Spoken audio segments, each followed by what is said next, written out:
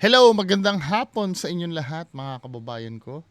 So meron tayong pag-uusapan dito na mga topics. I don't know kung ilan ang aabot, 'di ba? Pero madaming topics 'to eh. Unahin natin 'to na curious ako dito ah. Sikat na babaeng celebrity daw sangkot umano sa pagkawala ng mga sabungero. Ayon kay alias Totoy. So, meron daw meron babaeng celebrity. Sino kaya 'yon? So, panoorin natin 'to mga men. Sa 30 isinasangkot sa pagwawala ng mga sabungero, isa rito ay isang kilala raw na babaeng showbiz personality. Isa yan sa mga bagong inilahan ni alias Totoy, ang akusadong gustong tumestigo sa kaso. Sabi naman ni Justice Secretary Jesus Crispin Remulla, makapangyarihan at mayaman ang sindikatong sangkot sa krimen. May unang balita si Ian Cruz. Oo, bilyones ang gine-generate niyan eh. 'Di ba? Tsaka yung sabong hindi kasing illegal ng drugs eh. Talaga makapangyarihan yan. Siyempre, kailangan ng protection yan eh. Lalo na kung bilyones ang gine-generate. Handa na raw ang affidavit ni alias Totoy, akusadong gusto ng tumestigo hinggil sa pagkawala ng mga sabungero. Isusumite raw niya ito kapag kumpleto na ang hawak niyang ebidensya at nasa poder na niya ang mga taong magpapatotoo sa mga aligasyon niya. Dapat hindi nila sinasabi yun na may mga tao pa na don't know, ba't kailangan nila i-broadcast yan eh. Kung ako lang masusunod, hindi mo na dapat nilalabas to sa media eh. Kung malaking sindikato yan. 'Di ba? Parang dapat ang diskarte nila diyan, airtight muna yung secret. Then saka lang nila ibubulgar pagka nasa na. Kasi syempre gagawa ng paraan yung yung sindika. Lalo na katulad niyan nagbigay sila ng hint na may babaeng celebrity. Syempre kahit hindi mo i-mention yung name niyan at kasama siya doon sa sindikato ng isabong na tinutukoy, malalaman niya din yun. Syempre gagawa na ng paraan yun, di ba? May spoil yung kaso eh. Pero wala eh. Ako curious din akong mapanood pero kung ako lang tatanungin, dapat hindi muna nilalabas to ganitong bagay. Sama sa mga isiniwalat ni alias Totoy sa kanyang affidavit, isang sikat na babaeng showbiz personality ang sangkot umano sa pagkawala ng mga biktima. Mayroong isang babaeng celebrity. Hindi ko na muna pangalanan at alam na nila yan. Kasama siya sa Alpha member. Ibig sabihin, kasama siya sa grupo. Hindi na idinitalya ng husto ni alias Totoy ang papel ng showbiz personality. Pero kabilang umano ito sa mahigit 30 pulis at sibilyan na pinangalanan niyang dapat nakasuhan. Grabe 30 pulis at sibilyan, dami. Hindi, baka naman, direkta ba siya na nagdikta ko anong gagawin dun sa sabongero? Baka naman kasama lang siya sa kasi mahirap din yun eh. Porket, let's say, sindikato yan, nagmi-meeting sila ng kung tapos, syempre may pinapatay, kahit hindi naman siya sangkot doon sa pagpapapatay, kasama siya doon sa grupong nagpapatay. Pero yun, karumal-dumal naman yun kung kasama siya sa nagsasabi ko ano ang dapat gawin. 'Di ba? Walang puso naman yun. Sino kaya to? Isa siya, pag nag-meeting-meeting, andun siya. Isa rin siya na susi kung sakali. Siya ang mas marami ding alam. Kasama pag nagmi-meeting, no? Kaya lang, nagmi-meeting lang nandun ka. Kasama ka na dun sa nagpapatay. Sa bagay, alam mo no? May knowledge ka dun sa operations eh. Meron nga silang sinasabi, the act of one is the act of all. Tama ba yon? Tingnan nga natin. The, dali na ha, doon sa... Parang may ano dun eh. Sa batas eh, the act of one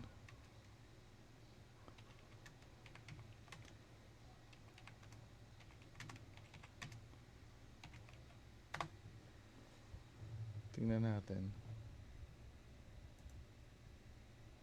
Ito dito. The act of one is the act of all is a legal principle often associated with conspiracy and complicity in criminal law.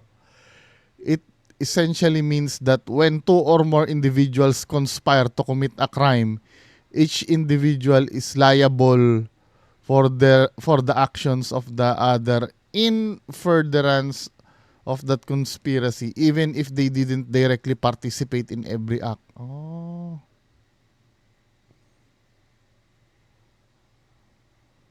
Diba? Ayan The principle means that if one conspirator or accomplice commits a crime like theft, assault or murder as part of the agreed upon plan, all the other conspirators or accomplice can be held equally responsible for that crime. Kung ako dyan, napangalanan ka ng female celebrity, magsalita ka na. Kasama ka pala eh. Siyempre, nandun siya sa meeting daw eh. Pag nagpaplano siguro, nandun siya, Pero may limitations. This principle isn't absolute. The act must be in furtherance of the conspiracy and a reasonably foreseeable consequence of the agreed upon crime. If an act is completely unrelated or a spontaneous separate crime, the act of one is the act of all principle may not apply. According to the Supreme Court e-library. Anong ibig sabihin nito limitations na to? Mahirap pag hindi tayo lawyer Kontakin nga natin yung sa legal natin para matuto tayo. Kung gising na siya or hindi siya busy.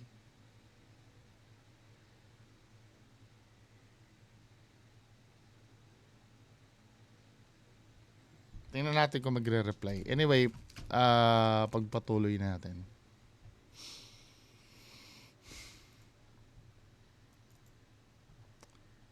So, nakakagilalas,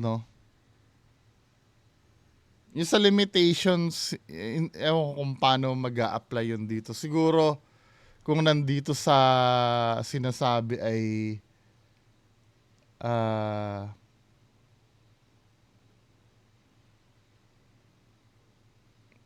kung unrelated daw Kung baka hindi siya kasama doon sa meeting na yon.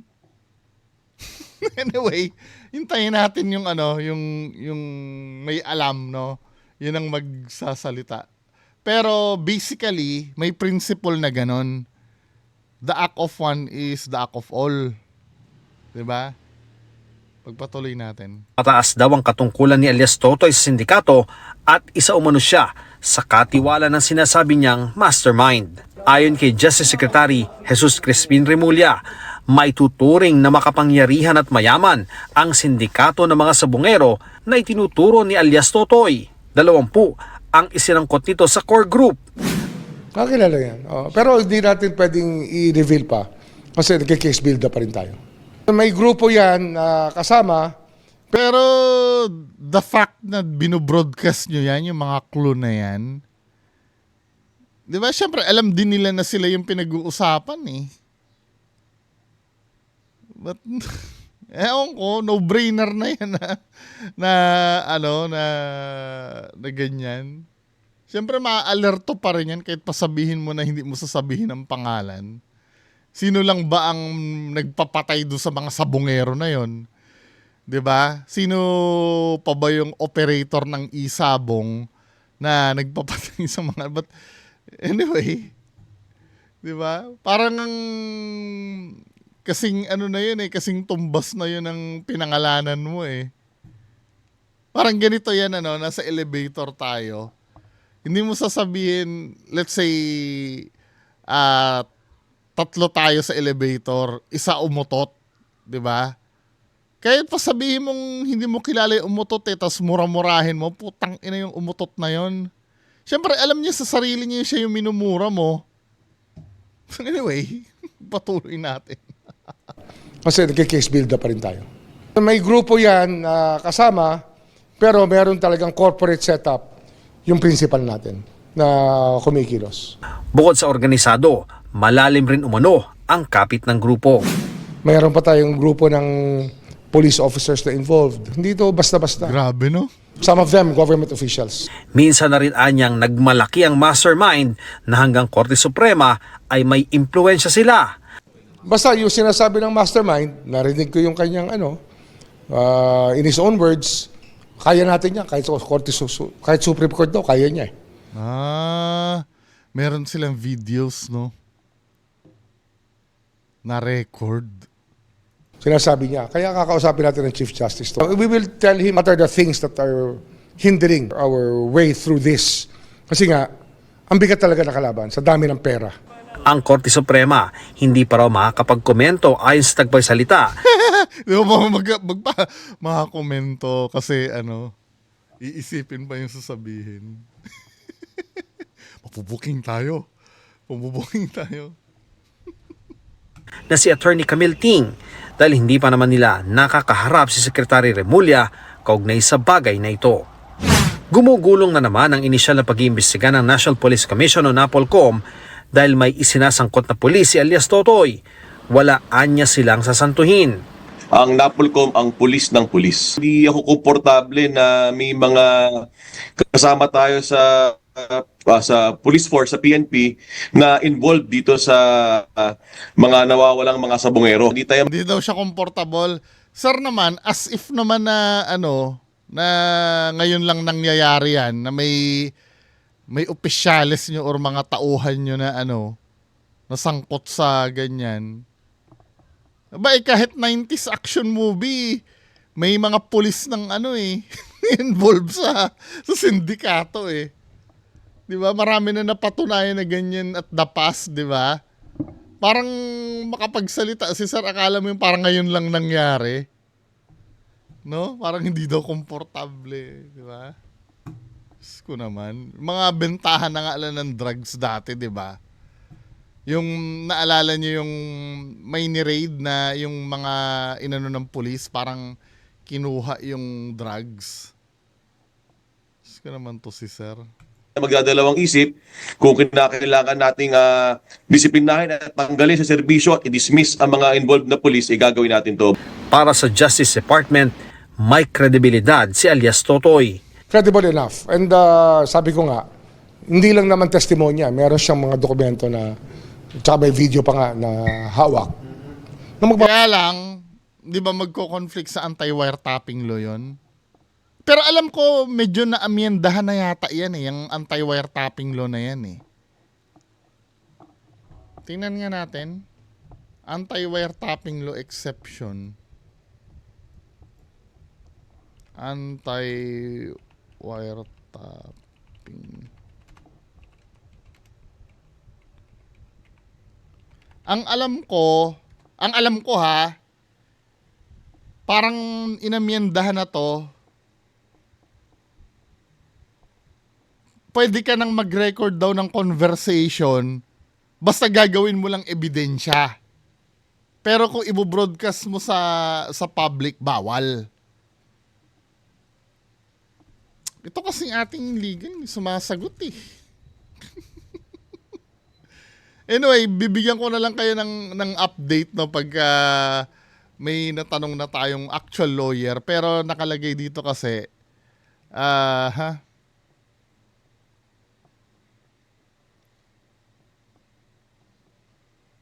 Ito.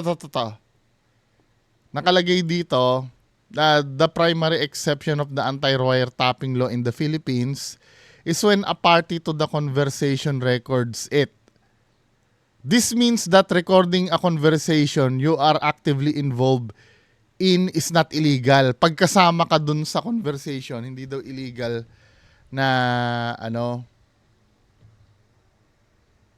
This means that the recording a conversation you're actively involved is not illegal under this law. However, recording conversation you are not part of without consent of all parties is prohibited. Yun ang bawal. Hindi ka kasama dun sa recording.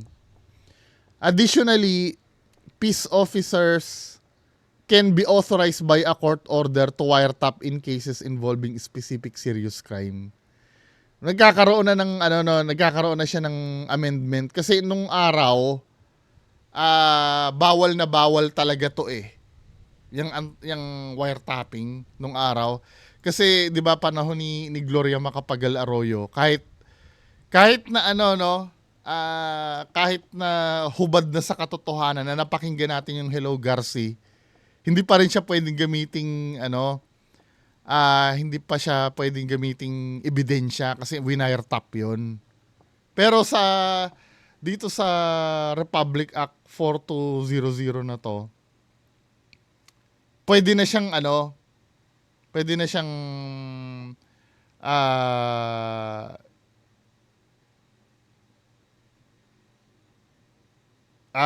gamitin basta may court order. Pero ako yung nagsasabi, hindi abogado ha. 'Di ba? Pero ang nakita kong pagbabago dito, kapag kasama ka dun sa nagsasalita daw, pwede mo daw i-record 'yun.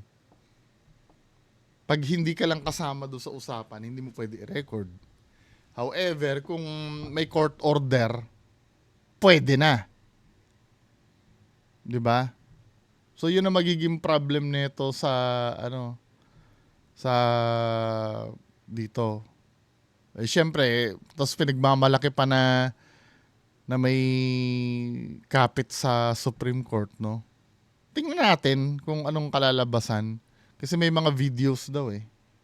Mapatunay sa sinasabi niya. Papasa po siyang state witness. Step by step yan. That will be left for the prosecution to pave the way for this to happen. Naghahanda na rin ang DOJ sa paghahanap sa mga nawawalang sabungero sa Oy, feel free to correct me ha kung mali ang pagkakaintindi ko, hindi po ako lawyer. Yung ating hindi nagre-reply eh. Baka tulog pa or busy. Taal Lake. Kausap na ron ito ang Japan ukol sa dagdag na kapabilidad. The way for this to happen. Naghahanda na rin ang DOJ sa paghahanap sa mga nawawalang sabungero sa Taal Lake. Kausap na ron ito ang Japan ukol sa dagdag na kapabilidad sa underwater search. In the Japanese government for assistance here. Pero meron naman tayo mga remote vehicle sa DNR na pwede rin gamitin. But the technical expertise and experience, yung kulang tayo. Yung sa Japan, sir, ano yung kukunin sa Japan na... Well, we will ask them to provide us also with the... Para makakalap ng dagdag impormasyon, nakipag-ugnayan na ang CHR Calabarzon at Investigation Office sa Criminal Investigation and Detection Group ng Batangas Police at Coast Guard Substation sa Talisay, Batangas. Ito ang unang balita. Ian Cruz para sa GMA Integrated News. Sino kaya yung na yon? Yung Pinay celebrity, hindi naman doon nagsentro yung usapan. May nababasa na ako sa FB na pero mahirap pangalanan eh, baka mayari tayo eh. So di malamang dahilan mapanood tayo eh. Baka mamaya eh. Pero may isa-search lang ako, may i-confirm lang ako.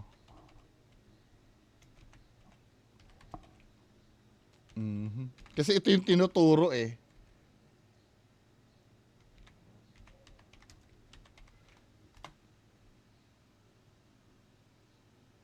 Ito. Kilala niyo yung sikat na manunugal dito sa Pilipinas, di ba?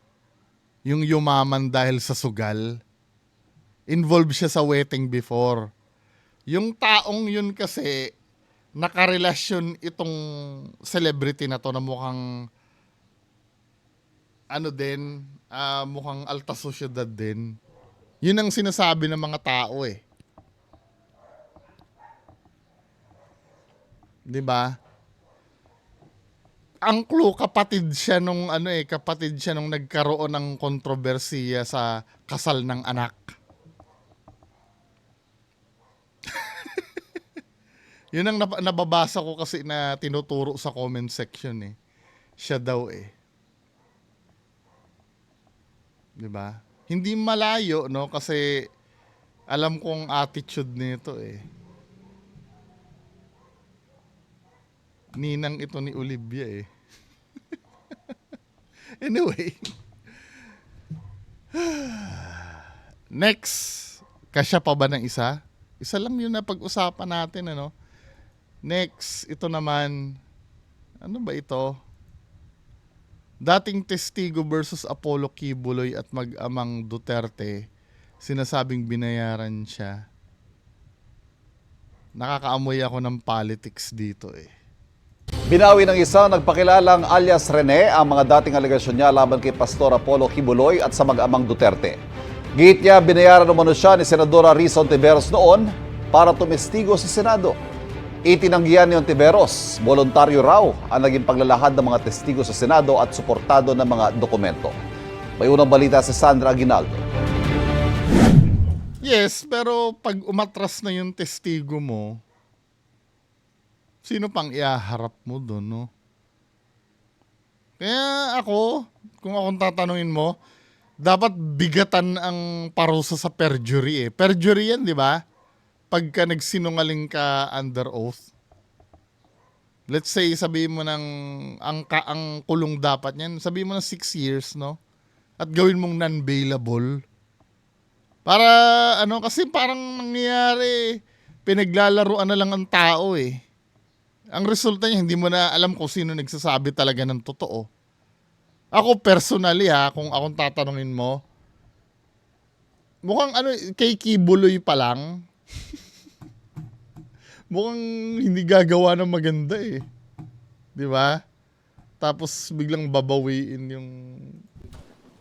Pebrero noong nakaraang taon nang iharap ni Senadora Risa Ontiveros sa pagdinig ng Senado ukol sa mga umunoy pang-aabuso sa mga miyembro ng Kingdom of Jesus Christ ang isang lalaking nakatakip ang muka at pinakilala bilang si alias Rene. Si alias Rene ay hardinero raw sa Glory Mountain property ni Pastor Apollo Kibuloy sa Davao City na nakaranas daw ng pananakit sa kamay mismo ni Kibuloy at sexual na pang-aabuso sa ibang miyembro ng KOJC. Pero isa sa pasabog na pahayag noon ni alias Rene ang nasaksihan raw niya nang dumalo umuno kay Kibuloy sina dating Pangulong Rodrigo Duterte at noy Davao City Mayor Sara Duterte. Minsan po pumupunta din po doon si former President Rodrigo Duterte at former Mayor, Davao Mayor Sara Duterte. At pag umaalis na po sila doon sa Glory Mountain, dala na po nila yung mga bag. Na siya pong bag na nilalagyan po ng mga baril. Nakita mo ng sarili mong mata na inilabas ang laman ng mga bag at ang lamang ito ay mga baril na iba't ibang klase. Yes po, Madam Chair. Pero Sino nagdala ng Sila... So, Sino? Sila Duterte ang nagdala ng baril? Yun ba yung Din po doon si former President Rodrigo Duterte at former Mayor, Davao Mayor Sara Duterte. At pag umaalis na po sila doon sa Glory Mountain, dala na po nila yung mga bag. Na siya pong bag na... si Kibuloy ang nagbibigay ng baril. Ano nila yung baril? Alam naman na may baril talaga itong mga Duterte. Okay lang sana kung ang balita sila Duterte ang nagbibigay ng baril kay Kibuloy, pang protection ni Kibuloy. Don't know. Hindi ko kasi nasubaybayan to eh. Lagyan po ng mga baril. Nakita mo ng sarili mong mata na inilabas ang laman ng mga bag at ang lamang ito ay mga baril na iba't ibang klase. Yes po, Madam Chair. pero Actually, dati, kaya ako mixed up na rin ako eh. Ako naniniwala naman ako sa mga katarantaduhan ni Kibuloy. Maybe dyan sa Duterte kasi may reputasyon sila, Pero nakakabwisit tong yung biglang babawi, 'di ba? At the same time, bumabalik sa akin yung yung mga pinaggagawa ng mga dilawan dati. Yung kilala niyo yung Bikoy. May kumanta rin dati na Bikoy na yung nag-expose din kunyari na under nung parang si Kokoy Dayaw dati na di umano ay binayaran din nila Risa Hontiveros dati. Kaya honestly ako naghahanap ako ng katotohanan. Wala naman akong kinakampihan kung sino yung may kasalanan dapat maparusahan. Pero sa panahon hindi mo na alam yung yung pagkakatiwalaan Nung panahon nila nila Duterte, dinidiin si De Lima. Then biglang magwi-withdraw yung witness laban kay De Lima. Tapos ito naman, dinidiin si Duterte, biglang magwi-withdraw yung sino ba talaga nagbabayad? Pero ngayon, sa isang video na pinost sa YouTube ng isang pagtanggol Valente, lumutang ang isang lalaking nagsasabing siya si alias Rene. Nagpakilala siya bilang si Michael Maurilio at binawi ang kanyang mga alegasyon sa pagdinig ng Senado. Ako po yung witness, kinuwang witness ni Risa Hontiveros na nakatakip yung muka. Pero ngayon... Pero ito naman, to be fair naman kasi, this time na aamin siya, wala na siyang takip sa muka. Di ba? Nung time na siya, sa bagay kung logic ang titingnan natin, kailangan niya magtakip ng muka habang nilalaglag niya si Duterte, baka kasi ipapatay siya, di ba? So ngayon naman, binabawi niya, I don't know, hindi ba siya ipapapatay nila Risa Hontiveros niyan kung sakaling sa bagay, kilala na siya ni Risa Hontiveros di ba? There's nothing to lose na. Wala, gulo. Hindi na sapagkat nagsasabi na ako ng totoo. Lahat ng sinabi ko at makasama ko doon na nag-witness sa Senado ay ginawa lamang ni Risa upang papagsakin si Pastor at ang buong kingdom. Aniya, dinagdagan umano ng abogado mula sa opisina ni Senadora Risa Hontiveros ang kanyang Kung affidavit. dinagdagan, totoo yung sinabi mo. Dinagdagan lang. 'Di ba? Kung yun ang dahilan mo. Wala rin daw katotohanan ang sinabi niya ukol sa mag-amang Duterte. Nandun din yung aligasyon na sa di umano ay nasaksihan ko tungkol sa mga baril na sangkot sina Sara Duterte at dating Pangulong Rodrigo Duterte na hindi naman totoo dahil wala naman akong nasaksihan na ganong pangyayari. Sabi pa ni Maurilio, binayaran umano siya ng 1 milyong piso para sabihin ang mga bagay na ito. Pinatira din daw siya sa isang kondo nung panahon na yon. Ang mga sinabi ngayon ng nagpakilalang si alias Rene, tinawag ni Hontiveros na kasinungalingan. Lahat daw ng witness na iniharap sa Senate hearing tungkol kay Kibuloy ay malaya at voluntaryong nagbigay ng kanilang testimonya at mga ebidensya. Lahat daw ay may paper trail at pinatunayan pati ng ilang ahensya at opisyal. Handa raw silang ilabas ang iba't ibang screenshot at video sa tamang panahon. May rason daw sila para maniwala na pinilit o binayaran ito para madiskaril ang mga criminal proceedings laban sa pastor at pagbantaan ng kanyang mga staff at iba pang witness na nagsalita laban kay Kibuloy. Naghahanda na raw sila ng legal na hakbang laban sa anyay harassment at intimidation. Hindi raw nila palalampasin ang mga nasa likod ng pananakot na ito. Sinusubukan pa naming kunin ang panig ni Kibuloy at ng mga Duterte. Pero to be fair naman kay Risa Hontiveros, mukhang mukhang malay mo, totoo yung sinasabi niya. Kasi kilala niyo yung international vlogger na nagtopic kay Kibuloy. Ganyan din hinaras din nila yun 'Di ba? Ngayon, kung yan totoo ba yan yung ginagawa, yung hindi ko na alam. Kung akong tatanungin, hindi ko na alam kung alin yung totoo. 'Di ba?